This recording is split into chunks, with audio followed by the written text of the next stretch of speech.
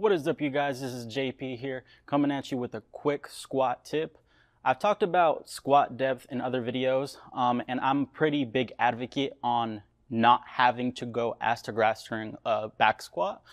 Some people are really pro, you have to go all the way down during a back squat, but again, just biomechanically, that doesn't make any sense. Some people aren't built to go all the way down during a squat, but that doesn't mean that you shouldn't try to get as good of a range of motion as you possibly can for your particular structure.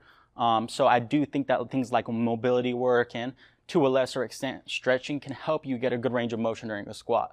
I guess to sum up what I'm trying to say is that just because you can't get ass to grass doesn't necessarily mean you shouldn't try to quarter squat and say, well, I can't get ass to grass, I'm on a quarter squat, and that's kind of like what I had to settle with there. So despite those limitations that you may have, you still want to use a large range of motion. So I've done a video before talking about things that you can do to increase your range of motion during a squat, and there's one particular thing that I want to go over again, and that's externally rotating your femur, or you can just say externally rotating your feet. So when you're doing a back squat, if you keep your feet pointed straight ahead, that's going to increase the distance that your hips go backwards or your knees go forward when looking at the squat from the side.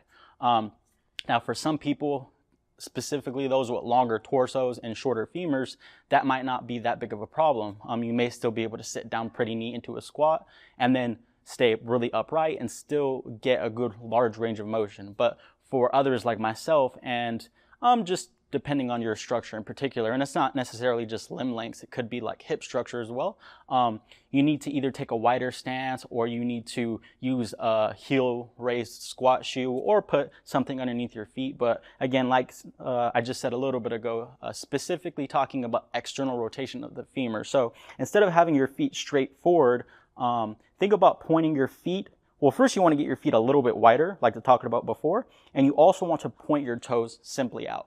And that sounds like a simple tip, pointing your toes out, but I'm talking about a little bit more than you might be used to.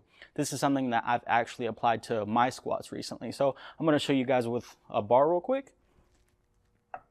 Is when I'm getting underneath a bar, if I point my toes straight ahead and I sit straight back, now bear with me, I didn't do any warm-up, so I still can't get a really good range of motion right here, but if I keep my feet really close and point my toes straight ahead and I try to go straight down to a squat, I can only go so far before I start to get some rounding of my lumbar spine. So if I go a little bit wider with my stance and point my toes out to a larger degree, larger than what most people would, and I squat from here, about right here, I can get a much larger range of motion even without having done a warm-up or any mobility routine before I even did that squat. So something as simple as pointing your toes out to a lot larger degree could definitely help you get lower in a squat. It's something that if you haven't tried before, I would definitely try. Now again, a good way to think about this is if you're looking at it from the side, if I were to keep externally rotating till my feet were completely straight directly out to my side, there would be literally no front to back distance that my hips would have to travel.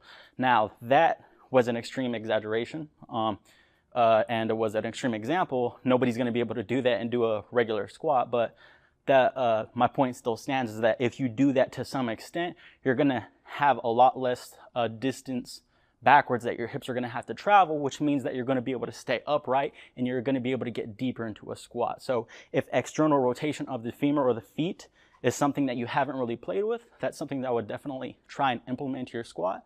Let me know how that goes next time you do have a leg day, and let me know if you're able to get a little bit lower in your squat. If you guys have any questions, comments, please post them down below. I'll see you guys in the next video.